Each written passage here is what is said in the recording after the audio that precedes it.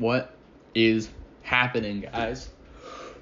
Welcome back to another episode of Friday Night Fight Talk. I am your excellent host, as per usual, the great, the almighty, the one, the only, the man, the myth, the legend, Jay.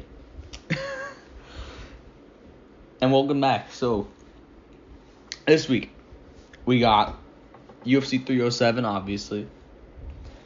Pereira versus Rountree, ranked number 8. You're going to have to excuse me, solid 30 seconds in. Can't wait. Made myself a nice sandwich. We're going to be eating that.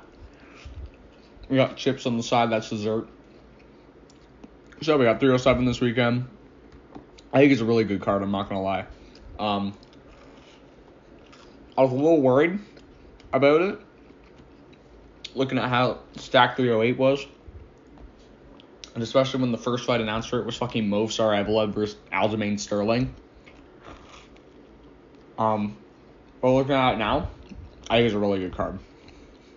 So, let's get into the picture. I don't know, I just mumbled through that entire thing. I got a big fat fucking sandwich in my mouth. So good. Starting off, we got Tim Means versus Court McGee versus Tim Means, I guess. So this one, I'm not gonna lie, both of these guys they're kind of bums. Both these guys are really on and off. They can't really seem to put together a win streak. Recently, we've had Court McGee. He fought Alex Morono on the Allen vs. Curtis card, if I'm not wrong. He lost that one. All I remember is it was in the Apex. I believe it was Allen vs. Curtis. And he also got KO'd by Matt Brown. You know that's already bad enough. And all in all has just been on now a 3-fight losing streak. And he can't really seem to put together like a solid win streak or anything. He'll maybe win 1 fight, lose 3. And Tim Means over here is not doing too well either. He's been able to win more consistently. Means is a little less active, so he's only fought once or twice every year compared to Court McGee, who's just getting his ass handed to him all the time. So I'm going to say we're going with Tim Means on this one by decision. Just because what I've seen of Court McGee lately, he hasn't looked good at all lately. I don't think he's looked good. And Tim Means, at least he can pull off a win half the time. I know neither of these guys are reliable for picks, but when you go up against, or when you have 2 guys going up against each other who aren't really reliable, you got to pick the one who you could maybe lean towards, who maybe wins a fight every once in a while. So I'm going to say Tim Means by decision. This is when we take a bite of the sandwich. Next up, we got women's strawweight. Thank God she's retiring. We got Carla Esparza versus Tisha Pennington. So, this is a bit of a legacy fight. We got Carla Esparza versus Raquel Pennington's wife. I actually believe they fought on Tough a really long time ago. It was when Esparza became champ. And I'm split on this one, mainly because I don't really care about either of them. But Tisha Pennington, I believe she's younger. Carla Esparza is getting up there in age. But at the same time, Tisha Pennington had that really close loss to Tabitha Ritchie, but Carla Esparza has been really well-rounded overall. I will say she's coming off the loss to Zhang Weili and that terrible fucking fight with Rose Namajunas. Gotta say, pound for pound, worst fight of all time. I'm not gonna lie. Worst title fight of all time, at least. So I'm gonna say we're probably gonna see Tisha Pennington by decision here. Now, thank God, after this Carla Esparza is retiring, we don't have to see her anymore. Thank the Lord. I'm very happy we don't have to see that anymore. Next up, headlining the early prelims. Can I just say this is vile to headline the early prelims? Like, that's fucking terrible. We got Ryan Spann versus OSP. Already this was booked for Sorry, I had to take a bite of the sandwich. We had this book for last month. I forget which Apex card it was. It was supposed to be on the Apex. Now it got moved to 307. I believe OSP was out with a sickness. So both these guys, I'm not gonna lie, I don't know why this is headlining early prelims. Ryan Spann was just ranked, and OSP's an all-time great. Even then, it was on the prelims of that Apex card. Mainly because this has the potential to be boring. I don't think it will, but it has potential.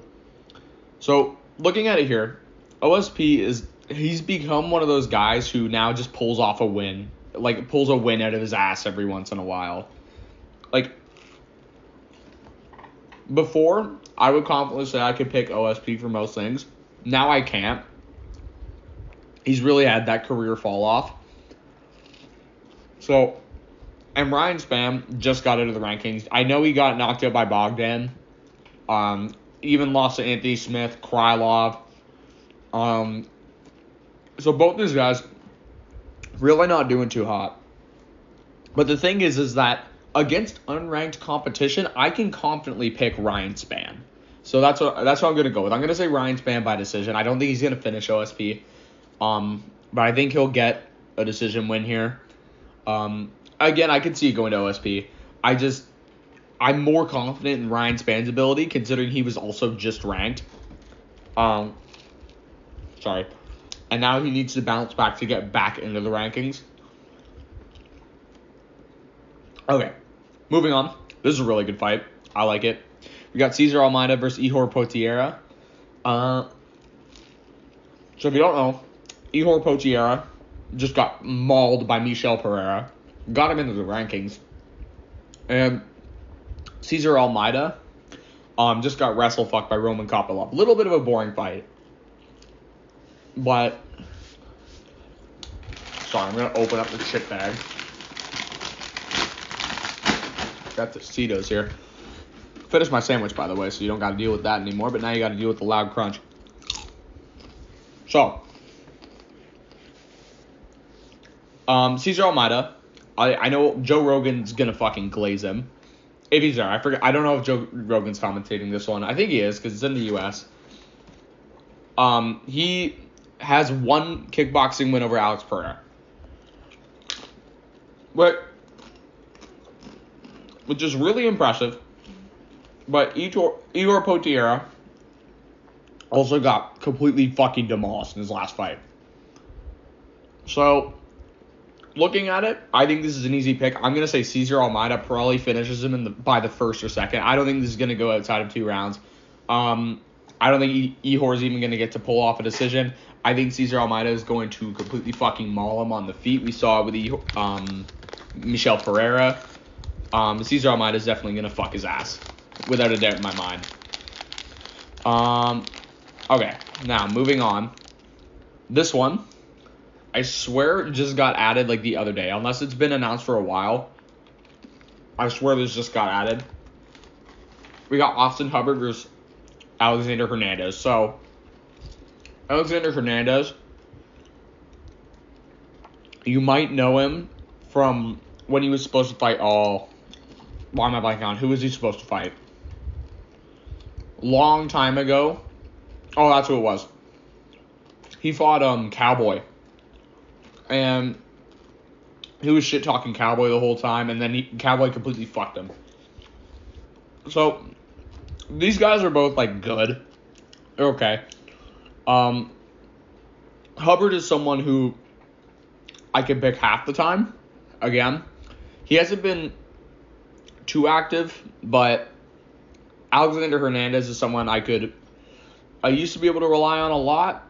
Now he's not doing great. He has a win over Jim Miller, which is good, but up against like he lost to Bill Algeo, Billy Q, Moicano. So up against like higher ranked competition, he struggled. With that being said, I'm still gonna say he wins probably by a decision. I don't think Hubbard isn't great. He hasn't shown me that he can beat high-level competition. Like, this guy just lost in one of his last fights to Vink Pitchell. I know it was 3 years ago, but I don't think he's improved all that much. He lost to fucking Hollebach, if you remember that. I still don't know how to say his name. Not that long ago, he got subbed. He did pick up a UD. I believe that was also on the Allen versus Curtis card. But I think Alexander Hernandez, with his experience, he's been around for a bit. I think he's probably going to edge out the decision. Now, this one. We got Marina Rodriguez versus Yasmin Lucindo. Just because I know her name, I'm picking Marina Rodriguez. I don't really give a shit about the other girl, low-ranked strawweight. I don't give a flying fuck. But Marina Rodriguez, we all know her from UFC 300. She lost to Jessica Andrade. So, that being said, we know her. She looked pretty shit in that fight. I'm not going to lie, at least in my opinion. So, I know it was split decision. I thought she looked like ass. I thought Andrade kicked her ass. Not to mention, she's lost to, like, the top level of competition, but she's been able to gatekeep. Like, she beat Dern. She beat Yan Jianan a while ago. And she does have a win over... Her last win was over Waterson Gomez, which, if you don't know, she's a complete bum. But yeah, I think she's probably going to edge out the decision here. Again, if this other girl shows up, I get she's on a win streak. But I don't really care about women's MMA, so we're going to see. Next up, headline in the prelims. How the fuck is this headline in the prelims? I'm not going to lie. It should be Kayla Harrison versus Ketlin Vieira. We got Stephen Wonderboy Thompson versus Joaquin Buckley on the prelims, man. That's vile, considering this could be Wonderboy's retirement fight. I hate to say it because I love Wonderboy, but I'm worried to see how this goes. Also, not to mention, can I just say, Shavkat, the guy that beat Wonderboy, still has not returned. Same thing happened with Gilbert Burns and JDM. But see, the thing is that JDM's injured. Like, he broke his fucking arm. Shavkat just subbed Wonderboy. Tell me the guy couldn't have come back. Like, come on. Anyways, Buckley, we've seen him recently, and he's actually been a bit of a wrestler. If you saw him in the Ruzaboyev fight, he really wrestle-fucked Ruzaboyev. So much that Ruzaboyev resorted to illegal kicks on the ground to try and stand up the fight. So Buckley, he's been on a tear lately. He's been undefeated at 170. And I think that trend's actually going to continue. I'm picking Joaquin Buckley by decision. I don't think he's going to finish Wonderboy. But man, am I really worried about Wonderboy. I have to see how this fight goes because Wonderboy, he's a very skilled striker. But so is Buckley, with his weird fucking style. But I think this fight's going to go to the ground. I don't think it's going to stay standing up for very long because Buckley knows that Wonderboy is dangerous on the feet. We haven't seen Wonderboy in a bit. He's over 40 now. I'm just really worried for him, that's all. But yeah, I'm picking Joaquin Buckley by decision, hate to say. Next up, women's bantamweight. We got Ketlin Vieira versus Kayla Harrison. Kayla Harrison is currently the biggest betting favorite on the card at minus 900. Crazy for someone who has one fight in the UFC, but at the same time, it's Kayla Harrison. I understand it. So looking at this, Ketlin Vieira, nobody really gives a shit about. She's number 2 ranked, but nobody really knows her name. And we got Kayla Harrison, who mauled Holly Holm. And in a fight that everyone thought was going to be dog shit, but actually wasn't terrible. So Kayla Harrison, the Goliath, fighting at fucking women's 155 in the PFL, somehow makes 135. I think she actually made weight today, which I was surprised. That cut's got to be terrible. I'm picking Kayla Harrison by probably round 1 TKO. I don't know if she's going to sub her or not, but Kayla Harrison's really well-rounded in just about every area. And also is buff as shit. Oh my god. Surprises me. I saw a post on Verdict saying that she might gas out. I don't think she will. She looked fine in the home fight, especially if she's finishing these fights early. I think it'll be pretty easy for her. So I'm picking her by round 1 TKO. I could see it being a submission. She's a very well-rounded grappler as well. Actually, I would say she's more on the grappling side. But I could see this ending in any way. Next up, this fight I like the concept of. Not because it's going to be very entertaining. Well, I mean, it will from one side. But also, I'm going to like the outcome. We got Roman Dolidze versus Kevin Holland. If you don't know my hatred for Roman Dolidze, I think he's a bum. I think he's the worst ranked middleweight. I don't think he beats just about anybody. Except, fucking Jack Hermanson. Maybe Chris Curtis. So, I think the guy should move up to light heavyweight. He already has a win over Anthony Smith there. Anthony Smith is also a bit of a bum. But an underrated bum. And if we look at this, we got Kevin Holland here. He's moving back up to 185 after a little bit of a failed adventure at 170. I think he went 4-4 at 170. So he's going back to 185. Already had that amazing win over Macau, and I was getting back into the rankings here against Roman Dolidze. Kevin Holland isn't one to. I don't think he's very on and off. I was going to say he doesn't finish very much. But we got to remember, he finished Michael Chiesa. He finished Oleg Jacek, Ponzinibbio. So I'd say he's either getting finished or he's finishing. Actually looking at it, though, I'm going to say he beats Roman Dolidze by decision. Roman Dolidze isn't one to really get finished. He had that fight with Imavov. Where he got kicked in the nuts and they took a point off. He lost to Marvin Vettori. And yeah, he got that KO win over Jack Hermanson. But yeah, I really think he's just a fucking bum. There's no other way to put it. I have a deep hatred for this guy. If you're losing to Marvin Vettori, who's heavily overranked, if you're losing to Imavov, who granted top contender now, but had that fluke win over Jared Cannonier, I don't think you're beating Kevin Holland. Kevin Holland's very versatile everywhere. And I think he's going to get back into the rankings of this fight. Yeah, Kevin Holland by decision. Next up, I can't believe this was supposed to be on the prelims. We got Jose Aldo versus Mario Bautista. Jose Aldo is a very old man. I think he's, 38? Very old for the sport now. Versus Mario Bautista, very young for the sport. Last time we saw Jose Aldo go up against a young contender, he fucking 30-27 him. He was great everywhere. He had the kicks, he had the standing, he had the wrestling. He wrestled in the third round. And Mario Bautista, very skilled, very well-rounded. His last win was over Ricky Simone, where he's pulling out weird bullshit. And he had an amazing win streak before that. It was a, 6-fight win streak, I think. He's currently riding it, too.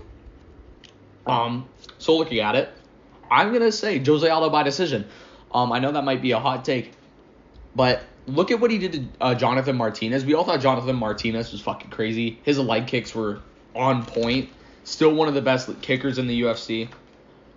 Excuse me. Had to finish that chip. I know I sound like DC. I always say that. But Jose Aldo up against a young and hungry contender, he's going to fucking kick his ass. I'm calling a 30-27 here for Jose Aldo. He's experienced. He's well-rounded everywhere. I'm saying 30-27 Jose Aldo. Next up, I think this is going to be everyone's major piss break. I saw a post on Verdict. I think it was Tyra. He was saying, is Raquel Pennington versus Juliana Pena being slept on? I was like, yes, I will sleep when this fight is on. We got Raquel Pennington versus Juliana Pena. This fight's fucking terrible. I hate this. Two of the most boring fighters in the UFC, pound for pound. If there was a tier list, Bilal would get his own tier, and I'd put her below Bilal. That's how boring Raquel Pennington is. With her status as a champion. I am picking... I hate to say, I'm still picking Pennington by decision. Juliana Pena's been off forever. She had that loss to Nunes, and I really don't think she's improved since then. I doubt she has. Meanwhile, Raquel Pennington, we saw her in the Bueno Silva fight. She looked okay, I guess. Sorry, chips are more important in this fight. I mean, she had a title run from the Apex, which I mean, I guess Khalil Rountree would have if he wins this. But both of these guys, I don't like, or girls, I guess. I don't like either of them. Juliana Pena especially. I don't care that she beat Amanda Nunes that many years ago. She lost again to her. I'm picking Raquel Pennington by decision. And the main event. I am so excited for this. Khalil Rountree has been one of my favorite slept-on fighters in the UFC. Maybe it's just because I love Muay Thai. But Alex Pereira is literally like my favorite champion right now, without a doubt in my mind. With that being said, I'm picking Alex Pereira by round 2 KO. I don't think Khalil's gonna win this. I'm happy if either of them wins this. Just Khalil needs to be a little more active. Obviously had that win over Anthony Smith, which is the big thing that I'm drawing here. The level in competition is fucking insane. Anthony Smith has lost to Roman Dolidze and fraud-checked Vitor Petrino since then. And you know how I feel about Roman Dolidze. I think that guy's a fucking bum. So Khalil Rountree basically beat a bum. He got robbed, or I guess he robbed Dustin Jacoby. And he's only got one ranked win over Anthony Smith. And we're looking at Alex Pereira. He's been on point lately. The only area where everyone's saying that he can improve is the grappling, and he doesn't even need to grapple in this fight. He was gifted this fight. So I definitely say that I am picking Alex Pereira round 2 KO. I think Khalil is slept on. I think Khalil will give him a little more of a challenge than we all think. But Khalil has a big habit of leaving his hands down a lot. And if you leave your hands down against Alex Pereira, Yuri, we know what happens.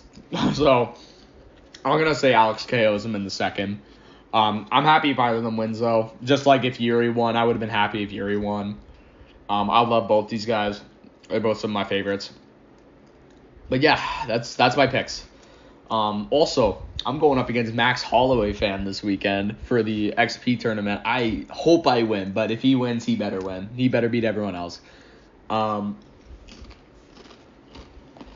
yeah, that's my picks. Max Holloway fan, don't copy if you're listening. I doubt he is. No offense. I hope he is. If he is, that's great. But anyways, let's move on here. Also, Max Holloway fan is goated. One of the best. Should be in the Hall of Fame, but, we had Shim City recently. Well, I'd say I'd probably vote for him next. Moving on. We got Q&A again. So, we got, first off, we'll start off with the U's. We got 3-piece here. How about Brian Battle being the heel and backing it up last weekend? Oh my god, I love Brian Battle last weekend. Brian Battle he's already super underrated. I think Brian Battle's fucking great. That was amazing. Flipping off the French crowd and all that. He really totally won the crowd over. Because the French fans are crazy. The French crowd is definitely the best crowd pound for pound in the UFC. If you watch the early prelims of that fight, they were screaming for the first fight, which didn't even have a French guy in it. They had one from Belgium, which speaks French. Like, that is crazy. Anyways. Yeah, I love Brian Battle. I love that KO. Not my favorite KO from that night. That was Perez Ziam. Oh my god. I feel bad for picking Matt Frivola now. Oh, that did not turn out how that was supposed to go. Jesus Christ. Yeah. No, not much explaining needed there. Moicano's elbow clinic on BSD while injured. Oh my god. That was insane. I saw his shoulder right away and I was like, he's fucking injured. There's no way. And I started to regret the Moicano pick. And then he 10-8'd him in the first round. And on verdict, I accidentally scored at 10-8 not BSD. Oh yeah, BSD. I actually scored at 10-8 for BSD. I didn't even realize because I scored the second round of BSD. I was like, wait, shit. Yeah, it was unbelievable. That was amazing. Yeah, I thought it was a great fight night. I'm not going to lie. This weekend, seeing you as you're a Muay Thai guy, you must be pulling for Khalil, right? When that guy came back from Tiger, I don't think I've ever seen such a clean Muay Thai performance from a light heavyweight when he fought Anders. I'm not going to lie. I'm rooting for the guy, but there are some flaws. I can see it. Especially the big one is him holding his hands down. But I'll say it'd be very cool to have like the first Muay Thai-centric champion. I love... after he won against Anthony Smith, if you notice his little ceremony he's doing, that's called a Y crew. Usually you do that before the fight. But obviously, I don't think the UFC allows it. Basically, you're supposed to walk around the rope, steal the ring, and then you get in the middle. You usually do a dance. Pay respects to your opponent, their corner, and yeah. So he does that. That was really cool. When I saw that for the first time, I was like, wow, that's the first like attempt at a Y crew I've ever seen. But yeah, pays respects to everyone. I thought that was cool, but I think Alex is going to win this. Alex is one of my favorites. I hate to say, but I love kickboxers too.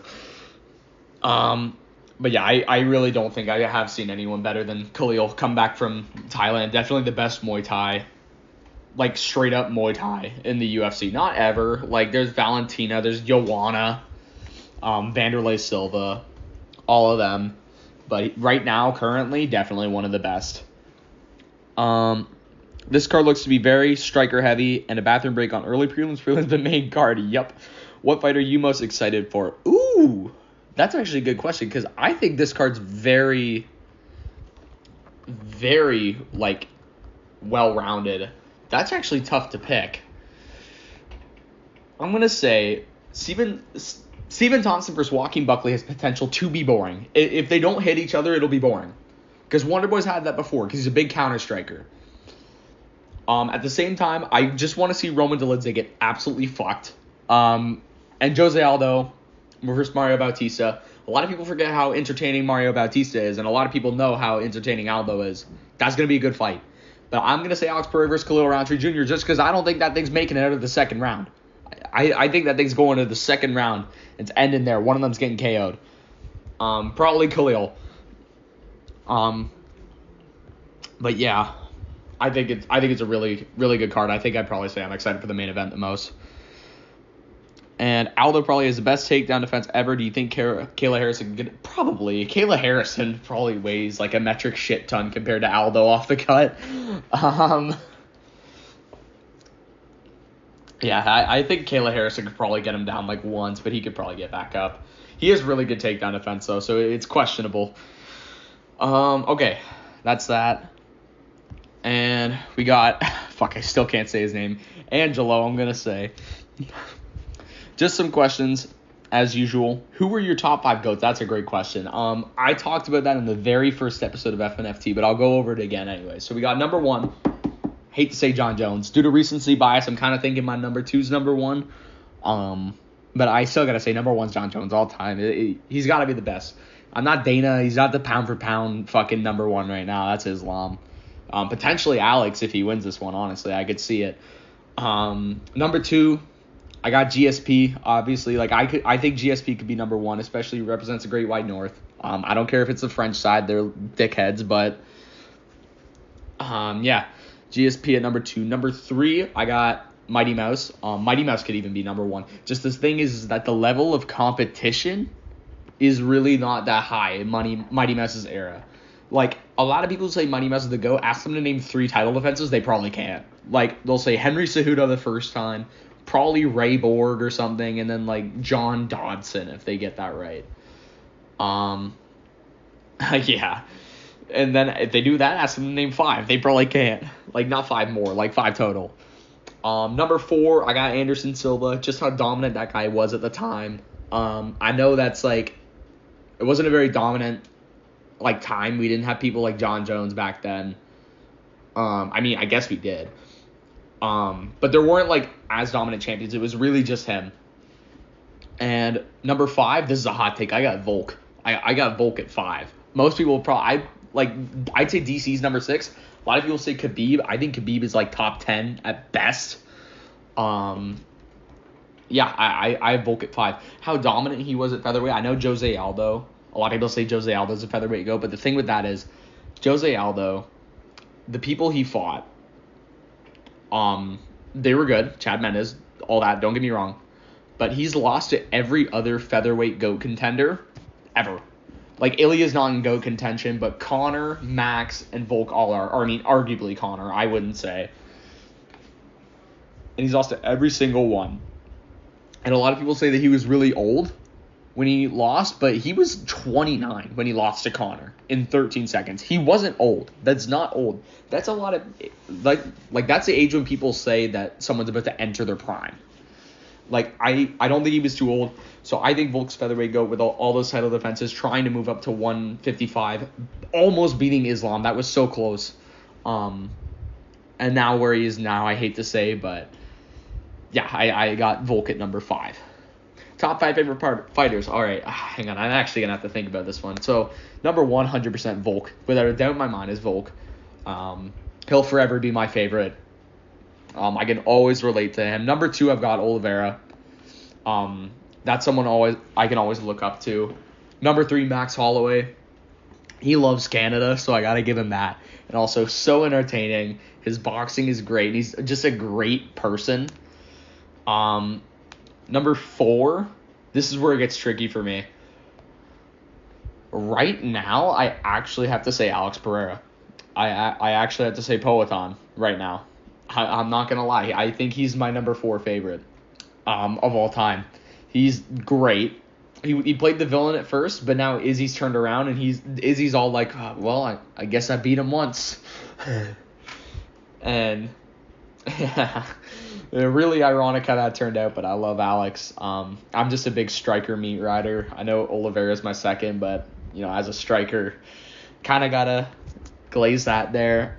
And then number 5, I got Dustin Poirier at my number 5. Yeah, just all around the best guy to never win the title, without a doubt in my mind. Really entertaining, someone you can always root for. So yeah, that's my top 5. What else? How amazing would Wonder Boy do in Karate Combat? I think he'd be pretty good. Even at his old age, we're seeing people like Luke Rockhold do good in Karate Combat. So I don't see why not. If he retires here, why not go to Karate Combat? He's already amazing karate, 100%, like ever. Probably the best straight karate. I know GSP did karate, but we didn't see that as much as we did from Wonder Boy. GSP was more of a wrestler, I would say. Wonder Boy mainly karate. Probably all-time best karate guy, so I think he'd be great. And lastly, a bit of a more personal question, if you're all right with it. How old are you, and do you have a family? I'm 18, and no, I don't have a family. I have a sister, and I live with my parents still, because I'm just finishing up school now. Yeah, no, I don't have a family yet. I mean, like, not my own, but yeah. Okay, let's see. What are we at for time? Oh, actually, that just finished up perfectly. I know I rambled on for a bit, but I do want to say something a little special. If you guys would at least look at it from time to time. So recently, I started work. I have like a passion for just like programming, computer stuff like that. I started work on the website for the podcast. So if you really enjoy it, the website, I'm working on it soon. I'll make a post on Verdict about it. But yeah, I just want to say, like, I'm working on a website, but I'm just trying to see, like, if it's useful at all. I'm trying to see if it works. Not that if it works perfectly fine. Just I want to see if it would actually be used. Other than that, that's it. Thanks for listening. Max Holloway fans going down, but if I go down, I hope he wins. And yeah, that's it. I'll see you all next week. See ya.